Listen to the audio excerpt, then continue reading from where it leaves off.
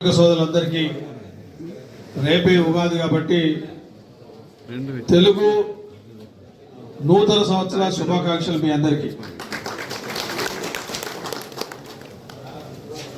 ఈరోజు సింగరేణిలో ఒక ప్రత్యేకమైన పరిస్థితి కొనసాగుతూ ఉంది. అందుకే అసలు సింగరేణిలో ఏం జరుగుతూ ఉంది, దీనికి కారణం ఏంటిది, దీనికి నివారణ ఏంటిదని కార్మిక వర్గానికి అన్ని విషయాలు చెప్పడానికే సింగరేణి వ్యాప్తంగా శ్రీరాంపూర్ నుండి గోలేటి అదేవిధంగా కొత్తగూడెం వరకు 30వ తారీఖు ముగింపు వరకు అన్ని ఏరియాలు తిరుగుతూ సింగరేణిని రక్షించుకుందాం, పరిరక్షించుకుందాం అనే ఒక నినాదంతో ఈరోజు ఈ యొక్క జాతా కార్యక్రమాన్ని ప్రారంభించినాం. అంటే ఈరోజు మనం ఒకటే అర్థం చేసుకోవాలి, ఈ జాతా ప్రోగ్రాంలో ఉగాది ఉంది, రంజాన్ ఉంది, శ్రీరామనవమి కూడా ఉంది. కానీ అయినా ఈ 3 పండుగలు కూడా ఈ జాతాలనే ఉంటాయి. దీనికి ప్రధానమైన లక్ష్యం ఇప్పుడు మన సీతారామయ్య గారు, మన ప్రధాన కార్యదర్శి, ఆ రాష్ట్ర అధ్యక్షులు యూసుఫ్ గారు చెప్పినట్టుగా మన ఉద్దేశం వల్ల సింగరేణికి ఇబ్బంది వచ్చినప్పుడల్లా, కష్టాలు వచ్చినప్పుడల్లా ఈరోజు సింగరేణి కాల్స్ వర్కర్స్ యూనియన్ కార్మిక వర్గానికి చెప్పి మన ముందున్న తక్షణ కర్తవ్యాన్ని గుర్తు చేయడానికి ఈరోజు ఈ సేవ్ సింగరేణి పేరు మీద మనం బయలుదేరినాం. చాలా మంది యువ కార్మికులు మిగతా వాళ్ళు అనుకోవచ్చు, మరి ఏమి కష్టాలు వచ్చినాయి, ఇప్పుడు మనకు బాగానే ఉంది కదా అనే అభిప్రాయం మనందరికి ఉండొచ్చు కాక. కానీ కామ్రేడ్స్ మనం అంతా అర్థం చేసుకోవాలి, ఈరోజు ఇదే సింగరేణి 2092-93లో బిఎఫ్ఆర్ పోయినప్పుడు ఇదే కొమరయ్య గారి నాయకత్వంలో అంటే సిక్ ఇండస్ట్రీగా ప్రకటించారు యొక్క సింగరేణిని. ఆనాడు కొమరయ్య గారి నాయకత్వంలో మనం సింగరేణి వ్యాప్తంగా తిరిగి ప్రభుత్వంతో ఛాలెంజ్ చేసి ఈ కంపెనీ మళ్ళీ ప్రభుత్వ రంగ పరిశ్రమలో మేము పెట్టుకుంటాం, కలుపుకుంటామని చెప్పి ఒక ఛాలెంజ్ చేసుకొని కార్మిక వర్గానికి ఉన్న పరిస్థితులు నచ్చజెప్పి ఆనాడు ప్రొడక్షన్ సాధించే విధంగా టార్గెట్ ను అచీవ్ చేసేందుకు ప్రతి కార్మికుని 2 టప్పులు పోయాల్సిందిగా ఆనాడు విజ్ఞప్తి మనం వ్యాప్తంగా మనకున్న టార్గెట్ ను ఉత్పత్తి లక్ష్యాలను సాధించుకొని మనం మన యొక్క ఈ సింగరేణిని బారిన పడకుండా నుండి మళ్ళీ ప్రభుత్వ రంగులో మనం కొనసాగింపడానికి చేసిన పోరాటం 92-93లో పాత వారికి గుర్తుంటుంది. అదేవిధంగా 2008లో ముఖ్యంగా ఈ సింగరేణి బయ్యార ముక్కళ్ళు తాడిచెర్ల 1కు సంబంధించి రోషయ్య గారు ముఖ్యమంత్రి ఉన్నప్పుడు పెద్ద పోరాటం జరిగింది. అంటే బయ్యార ముక్కళ్ళతో పాటు తాడిచెర్ల 1 కూడా సింగరేణికి కేటాయించాలంటే నాడు రాజశేఖర రెడ్డి గారు ఈ యొక్క తాడిచెర్ల 1ను ప్రైవేట్ కంపెనీకి కేటాయించడానికి ప్రయత్నం చేస్తే మనం పోరాటం చేసి తాడిచెర్ల 1ను రోషయ్య గారితో ఒప్పిస్తే రోషయ్య గారు కూడా ఈ తాడిచెర్ల 1 మీరే చేసుకోమని చెప్పిన సందర్భాన్ని మనం గుర్తుపెట్టుకోవాలి.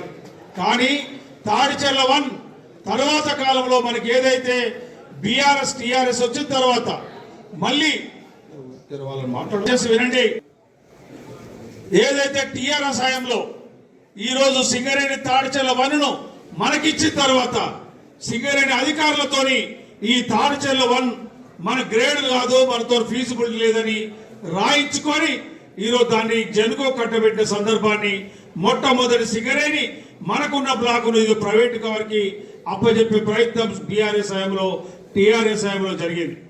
అదేవిధంగా తాడిచెర్ల 2ను ఎండిఓ కాన్సెప్ట్ తోని ప్రైవేట్ వాళ్ళకి ఇస్తానని తెలియజేయగానే మళ్ళీ మనం గోలెట్టి నుండి కొత్తగూడెం అదేవిధంగా సింగరేణి హెడ్ ఆఫీస్ ముందు 2019లో తాడిచెర్ల 2 రక్షించుకోవడానికి ఈరోజు హైదరాబాద్ ఆఫీసులో బోర్డ్ ఆఫ్ డైరెక్టర్ మీటింగ్ జరుగుతుంటే మనం అంతా పోయి హైదరాబాద్ లో అరెస్ట్ అయ్యి గొడవ చేస్తే దాన్ని బ్యాక్ తీసుకొని తాడిచెర్ల 2ని ఈరోజు అదే సజీవంగా అక్కడే ఉంది, దానికి అది అలొకేషన్ కాలేదు. అదేవిధంగా ఈనాడు సింగరేణి ఆర్థిక పరిస్థితి, అదేవిధంగా కొత్త బ్లాకుల పరిస్థితి, అదేవిధంగా మిగతా అంశాల మీద చాలా గందరగోళ పరిస్థితులు ఉన్నాయి. కాబట్టి ఈ విషయం కూడా కార్మిక వర్గం తెలియజేసి తద్వారా పోరాట కార్యక్రమాలు రూపొందించాలని ఈరోజు మీ ముందుకు ఈ రోజు ఇక్కడ ఈ యొక్క జాతాను ప్రారంభించిన సంగతి మీరు అర్థం చేసుకోవాలి. అంటే చాలా రకాలుగా మన ముందు సవాళ్ళు ఉన్నాయి. ఏం సవాళ్ళు? ఒకటి, నూతన బొగ్గు గనులు రావాలి. ఒకవైపు కార్మిక వర్గం ఇంకా 40-45 సంవత్సరాలు పనిచేయాల్సిన సింగరేణి, కానీ బొగ్గలను చూస్తే మీరందరూ సింగరేణి వ్యాప్తంగా మనం ఒకసారి పరీక్షించాలి. ఆరింది. అదేవిధంగా 2 సంవత్సరాల్లో మీ దగ్గర పక్కనున్న మందమరి KK5 అది బంధుకు దగ్గరకు వచ్చి రిటర్న్ వస్తా ఉన్నది. ఇదే శ్రీరాంపూర్లో ఇంకొక 4-5 సంవత్సరాల్లో అండర్గ్రౌండ్ బావులు దాదాపు 2-3 బంద్ అయ్యే అవకాశం ఉంది. భూపాలపల్లిలో KTK6 దాదాపు 2026 ఈ సంవత్సరం బంద్ కావాలి. కానీ మేమే మేనేజ్మెంట్ తో మాట్లాడి ఏమాత్రం అవకాశం ఉన్నా దాన్ని నడపండి, బొగ్గు వదిలిపెట్టొద్దు, కార్మిక వర్గం ఈ రోజు మనకు ఎక్కువ అయ్యే అవకాశం ఉంది కాబట్టి అని చెప్పి దాన్ని కూడా ఒక 1 year ఎక్స్టెండ్ చేయించినాం. అదేవిధంగా శ్రీరాంపూర్లో కూడా SRP1 ఈరోజు మనకు పర్మిషన్ లేదు. అయినా మొన్ననే దాదాపు 2-3 నెలల క్రితం జనరల్ మేనేజర్ గారితో మాట్లాడి ఎట్టి పరిస్థితిలో ఈ అండర్గ్రౌండ్ మైన్లో ఎక్కడ బొగ్గున్నా వదలకుండా దాదాపు మనం ఇంకా దీన్ని కొనసాగడానికి మీరు పరీక్షించండి, విశ్లేషణ చేయండి, మీరు అవసరమైతే పర్మిషన్కి అప్లై చేసుకోండి. కానీ బంద్ అని చెప్పి మనం బంద్ చేసుకుంటే రాబోయే రోజుల్లో కార్మిక వర్గానికి ఇబ్బంది అని చెప్పి మనం మాట్లాడిన తర్వాత SRP1 కూడా ఈరోజు నడిచే పరిస్థితి వచ్చింది. అంటే ఈరోజు మనం ఒకటే అర్థం చేసుకోవాలి, ఒకవైపు మైన్స్ తగ్గుతా ఉన్నాయి, ఒకవైపు మైన్స్ రావట్లేదు, కానీ కార్మికులు మాత్రం ఈరోజు మన స్థాయి అంతే ఉంది. కానీ మరి అండర్గ్రౌండ్ బాయ్ ఈరోజు ఒకటే మనం గుర్తుపెట్టుకోవాలి, దాదాపు 16-18 సంవత్సరాల నుంచి ఒక్క అండర్గ్రౌండ్ బాయ్ కూడా రాలేదు. లాస్ట్ మైన్ భూపాలపల్లిలో KTK18 అంటే ఇప్పుడు అండర్గ్రౌండ్ UG3 మైన్ అదొక్కటి మాత్రమే ఆనాడు ప్రారంభించారు. ఇంతవరకు ఒక్క అండర్గ్రౌండ్ బాయ్ రాలేదు. ఏమొచ్చినాయి మనకు? అండర్గ్రౌండ్ బాయిలు బంద్ అయితే వాటి ప్లేస్ లో ఓపెన్ కాస్ట్ మైన్ వచ్చేది తప్ప అండర్గ్రౌండ్ బాయిలు రాలేదు. ఇక ఓపెన్ కాస్ట్ వస్తే ఓపెన్ కాస్ట్ లో ప్రైవేట్ వాళ్ళకి మనం ఇచ్చే కార్యక్రమం మీ అందరూ తెలుసు. అందుకని మనం ముందు తక్షణ కర్తవ్యం కొత్త బ్లాకులు రావాలి, కొత్త మైన్స్ రావాలి. అందుకే మన డిమాండ్, మన దురదృష్టం 2014 పూర్వం మనం కొత్త మైన్స్ కోసం డిమాండ్ చేస్తున్న క్రమంలో మన అధికారులు చేసిన తప్పిదం ఈరోజు మనకున్న మైనింగ్ లీజ్ కట్టుకోకపోవడం వల్ల మనం ఎప్పటికప్పుడు ఎట్లయితే ట్యాక్స్ కడతామో 2 ఏళ్ళకు ఒకసారో 3 ఏళ్ళకు ఒకసారో మనం మైనింగ్ లీజ్ కట్టుకుంటాం. మనకున్న ఏదైతే మైనింగ్ లీజ్ జాగా ఉందో, భూమి ఉందో దాన్ని లీజ్ కట్టుకుంటాం. దానివల్ల ఆ భూమి మన పేరు మీద, సింగరేణి పేరు మీద ఉంటుంది. కానీ ఆనాడు అది ఆర్థికంగా పొదుపు చేసుకుందాం అనుకున్న అర్థం కాలేదు. కానీ ఆనాడు మైనింగ్ లీజ్ కట్టుకోకపోవడం వల్ల 2014-15లో పార్లమెంట్ లో MMDR యాక్ట్ వచ్చింది. MMDR యాక్ట్ అంటే యాక్ట్ వలన ఎక్కడైతే మైనింగ్ లీజ్ ఉండదో అదంతా కేంద్ర ప్రభుత్వ ఆధీనంలోకి వెళ్ళిపోద్ది. అంటే వేలంలో పాల్గొనాల్సిన పరిస్థితి వచ్చింది. ఆనాడు MMDR యాక్ట్ మీ అందరూ తెలుసు. ఈరోజు కొత్త బ్లాకులు రావాలంటే వేలంలో పాల్గొనాలి. ఒకప్పుడు బొగ్గు తీయాలంటే ఇటు కోలిటైనా తీయాలి, సింగరైనా తీయాలి. కానీ ఈనాడు మనకున్న పరిస్థితి అంటే మనకన్నా మన అధికారులు రిటైర్డ్ అయిన వాళ్ళు ఒక చిన్న కంపెనీలు పెట్టుకొని ప్రైవేట్ బ్లాకుల్లో వాళ్ళు పనిచేసే పరిస్థితి వచ్చింది. అంటే మన బొగ్గు రేటుకు తక్కువగా మన దగ్గర అమ్మే పరిస్థితి వచ్చేసింది. అందుకని ఈ రోజు మనకు దగ్గర ఉన్న క్రైసిస్ వచ్చిందని చెప్పి మీకు నేను తెలియజేస్తా ఉన్నా. అందుకనే కార్మిక సోదరులకు కొత్త బావులు రావాలి అంటే వచ్చే అవకాశం మనకు లేదు. కాబట్టి వేలంలో పాల్గొనాలి. వేలంలో పాల్గొనాలంటే మనం ఈరోజు లీజ్ కట్టుకోలేదు కాబట్టి అన్ని కేంద్ర ప్రభుత్వం అదిలో పోయినాయి. ఈరోజు PKO2 డిప్సైడ్ బ్లాక్ మనుగోలుంది, అది కనుక రాకపోతే 6 సంవత్సరాలు క్లోజ్ అయిపోతుంది. ఏది కొత్తగూడెం మీ అందరూ తెలుసు, ఎల్లందు ఒకప్పుడు 10,000 మందితో పనిచేసేది. కానీ ఈనాడు 350 మందితో పనిచేస్తా ఉన్నారు. అది రొంపేడు ఓపెన్ కాస్ట్ ఎక్స్టెన్షన్ రావాలి, వికే కోల్ మైన్ రావాలి. అదేదో వచ్చింది కానీ మనం నడిచే పరిస్థితి లేదు. అంటే కొత్త మైన్ మీ దగ్గర ఏదో SRP-OC, RK-OC రావాలి, గోలెట్టి ఓపెన్ కాస్ట్ రావాలి, కైరుగూడ ఓపెన్ కాస్ట్ బంద్ అయితే గోలెట్టి ఓపెన్ కాస్ట్ రావాలి, మాధవరం OC రావాలి, శ్రావణపల్లి రావాలి. అదేవిధంగా ఇక్కడ JVR మన PV నర్సరీ ఓపెన్ కాస్ట్ రావాలి. ఇవన్నీ రావడానికి కార్యక్రమాలు చేయమని మేనేజ్మెంట్ కూడా మేము గట్టిగా చెప్పినాం. ఇక అండర్గ్రౌండ్ బాయిలు వచ్చే అవకాశం లేదు. ఒకే ఒక మైన్ ఏదైతే KTK-OC2లో పంచెంట్రీ మైన్ ఒకటి ఉంది. ఆ పంచెంట్రీ దాదాపు ఒక 2-3 సంవత్సరాలు పడుతుంది అది రావాలంటే. అందుకనే కార్మిక సోదరుల కొత్త మైండ్స్ కోసం పోట్లాడాలి. దీని యూనియన్లు అన్నట్టు ఈ నువ్వు గొప్ప నేను గొప్ప ఎవరు గొప్ప కాదు, చివరికి అందరం కలిసి కొట్లాడే పరిస్థితి రాబోయే రోజుల్లో ఉందని చెప్పడానికి నేను మీ రోజు ఈ జాతరలో మీకు వివరించి చెప్పడానికి వచ్చినాం. అదే కాదు, వీటన్నిటికీ కారణం ఏంటిది? మీ రోజు ఇప్పటికే మా రాష్ట్ర అధ్యక్షులు చెప్పారు. రాజకీయ కారణాలు, కేంద్ర ప్రభుత్వం యొక్క వైఖరి, నువ్వు బొగ్గలకు వేలం వేయడం ద్వారా సింగరేణి ఈరోజు కుదేలైపోయింది. నువ్వు లేబర్ కోడ్లు తేవడం ద్వారా కార్మిక హక్కులు పోతున్నాయి. అంటే కేంద్ర ప్రభుత్వం ఏమో కొత్త బొగ్గు రాదు, ఉన్న హక్కులు తీసేసే కార్యక్రమం కేంద్ర ప్రభుత్వం చేస్తా ఉంది. ఇక రాష్ట్ర ప్రభుత్వం 51% వాటాదారుడు. ఈరోజు ఏం చేయాలి? యాక్చువల్గా 51% వాటాదారుడు ఈరోజు సింగరేణి రక్షించడానికి ప్రయత్నం చేయాలి. కానీ సింగరేణి రక్షించడానికి కాదు, మనం ఒక అడుగు ముందుకు పోదాం. ఈరోజు ఈ రాజకీయాలు అనేది ఎప్పటి నుండి వచ్చినాయి? ఒకప్పుడు సింగరేణిలో కార్మిక సంఘాలు మేనేజ్మెంట్ మాత్రమే ఉండేది. ఈరోజు ఎన్నికలు ఎప్పుడు వచ్చినాయి? 2098, 99లో ఎన్నికలు వచ్చినాయి. అంతకుముందు అన్ని కార్మిక సంఘాలు పనిచేసేవి. ఆనాడు ఎందుకు ఎక్కడ పడితే ఎక్కడ సమ్మెలు అయితేనే చెప్పి యాజమాన్యం ఈ సింగరేణి రక్షించాలంటే ఈరోజు ఒక డిసిప్లిన్ అవసరం చెప్పి ఆనాడు 98లో ఎన్నికలు పెట్టినాయి. మేము పెట్టమన్నది కావు. ఆనాడు తెలుగుదేశం ప్రభుత్వం ఏపీఆర్ శర్మ గారు తీసుకున్న నిర్ణయం ప్రకారం సింగరేణిలో 98లో ఎన్నికలు జరిగినాయి. ఆనాడు 2 ఏళ్లే కాల పరిమితి. 98, 95లో ఏఐటీసీ గెలిచింది. 99, 2000లో ఏఐటీసీ గెలిచింది. 2 సంవత్సరాలే. ఆనాడు అన్ని సంస్కరణలు మన మీద వచ్చినాయి. అంటే సింగరేణిలో జరగాల్సిన ఏదైతే కట్టుదిట్టమైన చర్యలు నామ్స్ ఇవన్నీ మా మీదనే వచ్చినాయి. సరే, ఆ రోజు ఇబ్బంది అయింది, అయినా ఎదుర్కొన్నాం. మళ్ళీ 2000లో ఎన్నికలు జరిగినాయి. 2001లో ఎన్నికలు జరిగితే ఆనాడు కేంద్ర మన రాష్ట్రంలో కాంగ్రెస్ పార్టీ గవర్నమెంట్ వాళ్ళు 4 సంవత్సరాలు చేసుకున్నారు దాన్ని. ఆనాడు చంద్రబాబు నాయుడు ఉన్న 4 ఏళ్లలో సింగరేణిలో ఒక్కసారి కూడా ఒక ఏళ్ళు పెట్టలేదు. కనీసం ఫైర్ అవుట్ జరగలేదు. అవసరమైతే ఆంధ్రాయనైనా ముఖ్యమంత్రి మేలు చేసేవాళ్ళు మనం మెచ్చుకోవాలి. 10% లాభాల వాటా ఏఐటీసీ కృషి వలన ఆయన 10% వాటా ఇచ్చిండు. అదేవిధంగా 653 కోట్ల రూపాయలు సింగరేణి రాష్ట్ర ప్రభుత్వానికి అప్పుంటే మారిటోరియం విధించింది. అంటే మీకు వచ్చినప్పుడు వెళ్ళినప్పుడు ఇవ్వండి అని చెప్పి ఆనాడు ఆర్థికంగా సహకరించిన మాట మనం తెలుసుకోవాలి. తర్వాత కాంగ్రెస్ పార్టీ గవర్నమెంట్ వచ్చింది. రాజశేఖర రెడ్డి గారు ఆనాడు ఇదే ఐఎన్టీసీ 2 ఏళ్లను 4 సంవత్సరాలు చేసుకుంది. 4 సంవత్సరాలు చేసుకుంటే మనకేం అభ్యంతరం లేదు. కానీ ఆనాడు కూడా రాజశేఖర రెడ్డి గారు వాస్తవం చెప్పాలంటే సింగరేణిలో ఏలు పెట్టలే. కనీసం ఇది ఫైర్ అవుట్ చేయి మా అబ్బాయికి లేకపోతే మా వాళ్ళు ట్రాన్స్ఫర్ చేయమని ఒక్క లిఖితపూర్వమైన లెటర్ కూడా ఆ గవర్నమెంట్ ఇయ్యలేదు. కానీ ఎప్పటి నుంచి వచ్చింది? 2011 నుంచి తెలంగాణ కోసం కొట్లాట స్టార్ట్ అయింది. అందరం కొట్లాడినాం.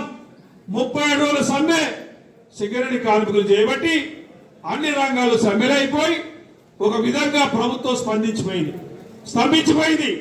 తర్వాత తట్టుకోలేక కేంద్ర ప్రభుత్వం తెలంగాణ ఇచ్చింది. నేను అంటున్నా, ఈరోజు తెలంగాణ ఇస్తే మన రాష్ట్రం మనకు వచ్చింది కావచ్చుగాక, కానీ బాగుపడ్డారు. కార్మిక వర్గం మాత్రం ఎక్కడ బాగుపడలే, సింగరేణి మాత్రం బాగుపడలే. అక్కడి నుంచి శురు అయింది మనకు. ఏమైందయ్యా? ఈ సింగరేణి బంగారు బాతుకుంటు అంటే తెలంగాణలో అతిపెద్ద పరిశ్రమ. రాయల్టీ, రాష్ట్ర ప్రభుత్వానికి ట్యాక్సులు, డివిడెంట్లు, అన్ని రకాల సహకారం ఇచ్చే ఆర్థికపరమైన బంగారు బాతును ఈరోజు ఈ సింగరేణిలో తలమానికమైన సింగరేణిని మనం చూస్తున్నాం. ఇక రాష్ట్ర ప్రభుత్వం అన్నాడు ఆర్థిక కోట్ల రూపాయలు ప్రభుత్వంలో ఉన్న ఈ సింగరేణి ఎట్లా వాడుకోవాలనో అట్లా ఉచిత విద్యుత్ మనకు రాష్ట్ర ప్రభుత్వ వరాలు వేరే ఉంటాయి, దాన్ని మనం వ్యతిరేకించట్లేదు. కానీ ఆ ఉచిత విద్యుత్ అని రకరకాల కార్యక్రమాలు పెట్టి మనకు బొగ్గుకు అమ్మిన పైసలు ఇచ్చులేదు, కరెంట్ అమ్మిన పైసలు ఇచ్చులేదు. అది క్రమంగా 33,000 కోట్ల రూపాయలు అప్పుడు పెరిగింది. అదే కాదు, ఈరోజు ఆనాడు నుండి ఇక రాజకీయ జోక్యం ఒక్కటి పేరు జరిగింది. అందరం కలిసి తండ్రి కొడుకులు ఉద్యోగం ఇవ్వాలి, ఎట్లా ఇవ్వాలని చెప్పి అన్ని సంఘాలు లొల్లి పెట్టి అది చేస్తే పాపం కేసీఆర్ గారు ఏది కారుణ నియామకాలు మాత్రం 2018లో ఇచ్చింది. అదొకటి కార్మిక సంఘాలకు మనకు మేలు జరిగింది. కానీ జరిగిన దానికన్నా ఎక్కువ నష్టం ఏం జరిగిందంటే రాజకీయ జోక్యం. మనకు బ్లాగులు రాకపోవడం, తాడిచేల టూను ఎక్కడ పడితే అక్కడ కాంట్రాక్టులకు ఇవ్వడం, ఓసీలు ప్రైవేట్ చేయడం, అదేవిధంగా పర్మనెంట్ కార్మికులు పనిచేసే దగ్గర ప్రైవేట్ వాళ్ళకు పెట్టడం అనేది ఈరోజు వాళ్ళు తీసుకొచ్చిన చట్టం ప్రకారం వచ్చింది. అందుకనే రాజకీయ జోక్యం అక్కడ ప్రారంభమైపోయి ఈనాడు ఒక ఆయన అంటాడు కదా, ఈరోజు మీరు కాంగ్రెస్ లో పార్టీ కదా అంటారు. నేను అన్నారు టీఆర్ఎస్ కూడా మనం సమర్థించినాం, ఎందుకంటే రాజకీయంగా ఓట్లు వచ్చినప్పుడు ఏదో ఒక పార్టీ గెలవాలి కాబట్టి ఆ రోజు కమ్యూనిస్ట్ పార్టీకి సహకరించినాం, మునుగోడు ఎన్నికల దాకా సహకరించినాం. కానీ మీ పరిస్థితులు బాగలేవు కాబట్టి వ్యతిరేకించినాం. ఈనాడు ఒక ఆయన అంటాడు మీరు కాంగ్రెస్ పార్టీతో మీరు ఐక్యంగా ఉన్నారు కదా అంటారు. కాంగ్రెస్ పార్టీకి కమ్యూనిస్ట్ పార్టీకి ఐక్యంగా కానీ మంత్రివర్గంలో కానీ ఎక్కడ ఉండదు. అవకాశం వచ్చింది దగ్గరికి వస్తా ఉన్నది.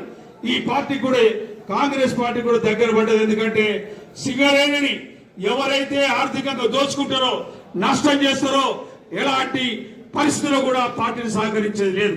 కాబట్టి అందుకనే ఖబర్దార్ అని చెప్పి మనం రేవంత్ రెడ్డి గారిని కూడా కలిసినాం. ఈ సింగరేణి అంశాల మీద చర్చించినాం.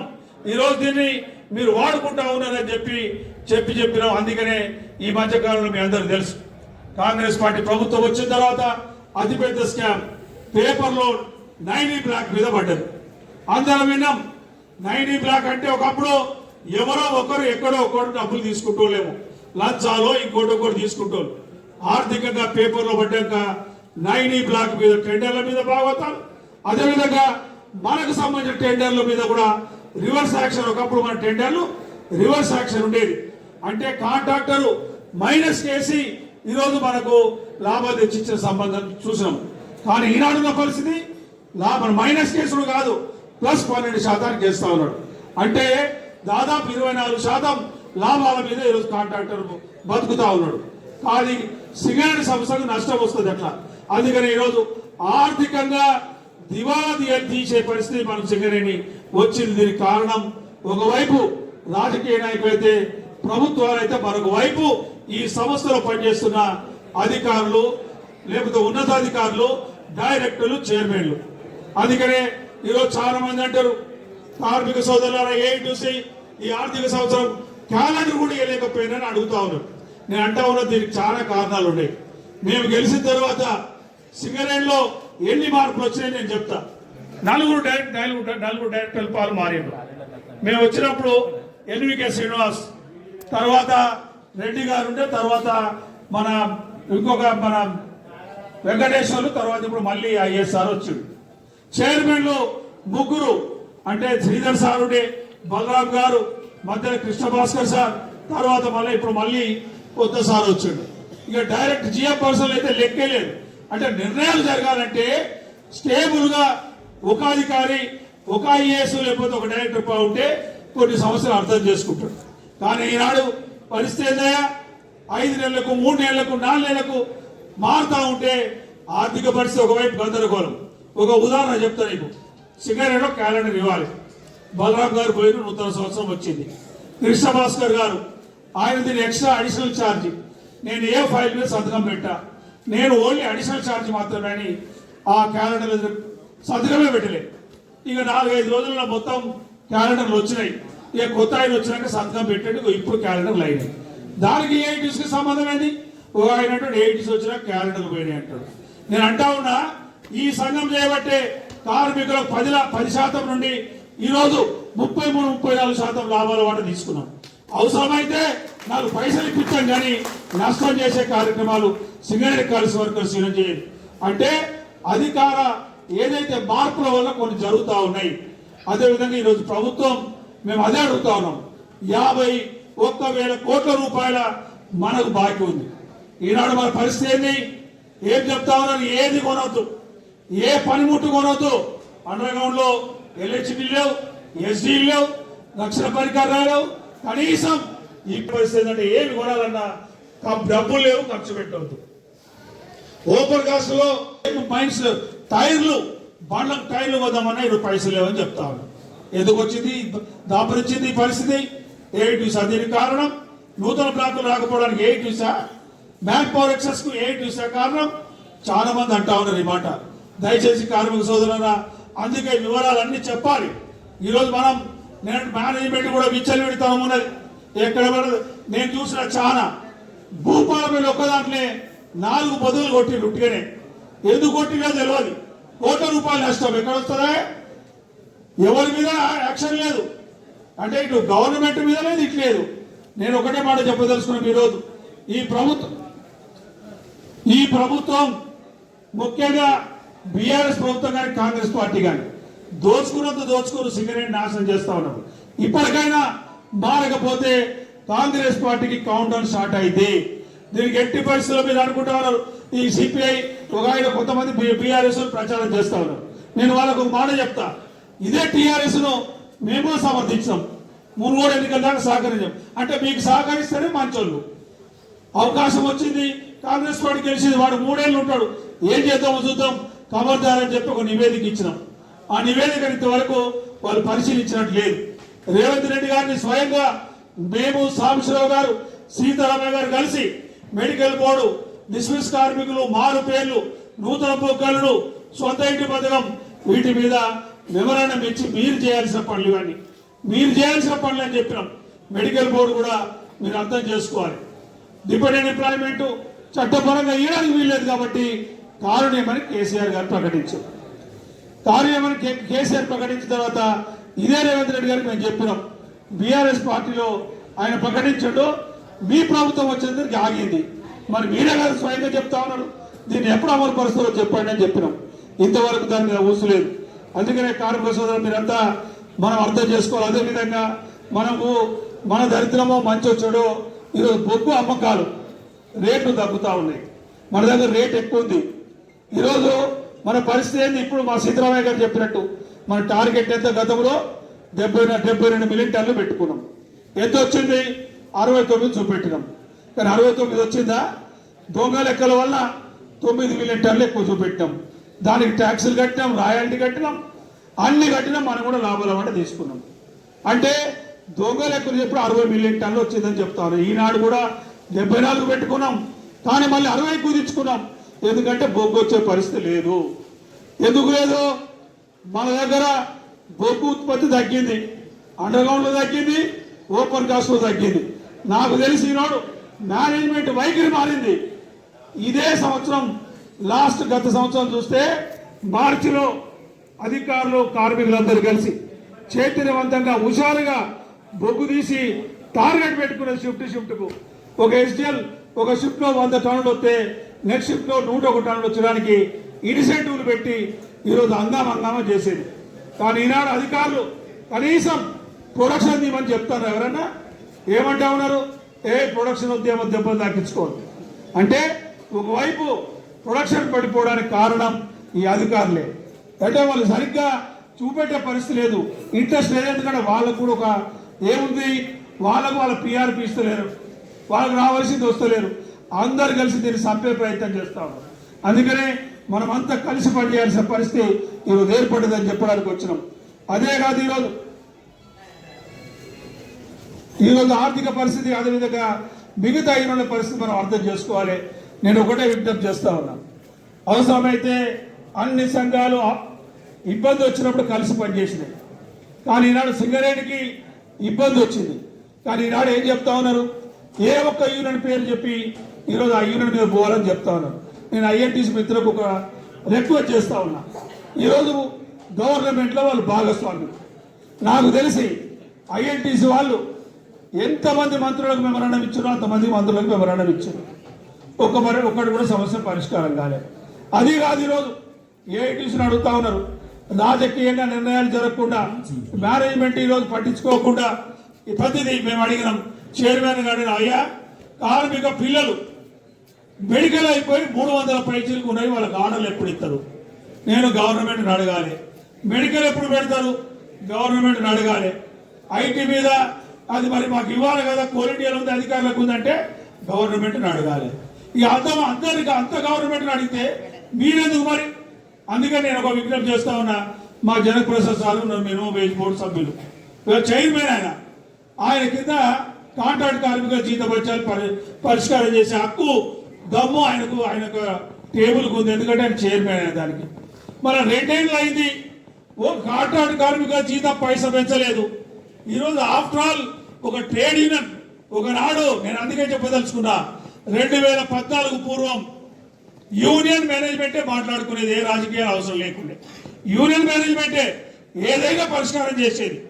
రాజకీయంగా ఏం తేలాలంటే లాభాల వాటి అడిగినప్పుడు మాత్రమే చైర్మన్ గారు ముఖ్యమంత్రితో మాట్లాడి, ముఖ్యమంత్రి గారి అవకాశం తీసుకొని మాతో మాట్లాడించి 1% 2% పెంచడానికి మాత్రమే ముఖ్యమంత్రి గారి దగ్గర పోయేది.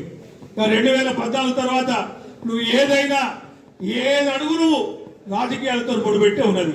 అంటే నువ్వు నీ చేతుల కాంగ్రెస్ పార్టీ ప్రభుత్వం ఉంది, నీ చేతుల అధికారం ఉంది, నువ్వు మాత్రం ఒక మినిమం వేజ్ కాంట్రాక్ట్ కార్మికులకు 9 పైసలు పెంచలేవు.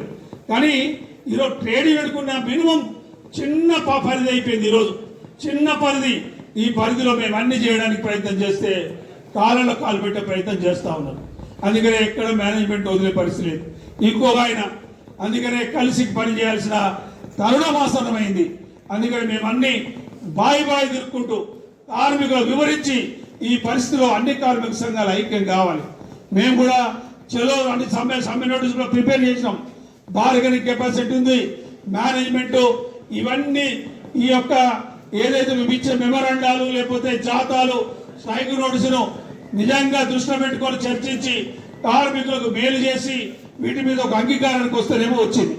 లేకపోతే ఏప్రిల్ తర్వాత అన్ని కార్మిక సంఘాలను కలుపుకొని ఐక్య పోరాటాలకు ఏఐటీసీ సిద్ధంగా ఉంటుంది తప్ప ఏదో మీరు చెప్పినట్టుగా వెన్నుచూచి పారిపోయే పరిస్థితి లేనే లేదు. అందుకనే ఆర్కే7 కార్మిక సోదరులు ఈరోజు బ్రహ్మాండంగా ప్రారంభించి ర్యాలీ చేసి ఈరోజు జాతర చేద్దామంటే ఈ వర్ష కారణం వల్ల బయట చేయలేకపోయినాం. ఏదైనా కార్మికులందరూ మీరు చైతన్యవంతం కావాలనేదే మా ఉద్దేశం. ఇక్కడ లాభాపేక్ష కాదు. ఈరోజు నువ్వు నేను కలిసి మీరు సింగరేణి సంస్థ లేకపోతే ఏ సంఘం పనిచేసే పరిస్థితి ఉండదు. అందుకనే ఈ సంస్థ 10 కాలాలు బతకాలంటే కార్మికులందరూ చైతన్యవంతం కావాలి, కార్మిక సంఘాలు కలిసి పనిచేసే పరిస్థితి రావాలి. రాజకీయాలను తరిమి కొడదాం, అవసరమైతే కార్మిక సంఘాలు కలిసి పనిచేయడానికి ఓ వేదికను క్రియేట్ చేయడానికే ఈ చైతన్య జాతర మేము పెడతాం. కాబట్టి దీన్ని ఆశీర్వదించి మీరందరూ దీవించాల్సిందిగా కోరుతూ ఈ అవకాశం ఇచ్చిన ఆర్కే7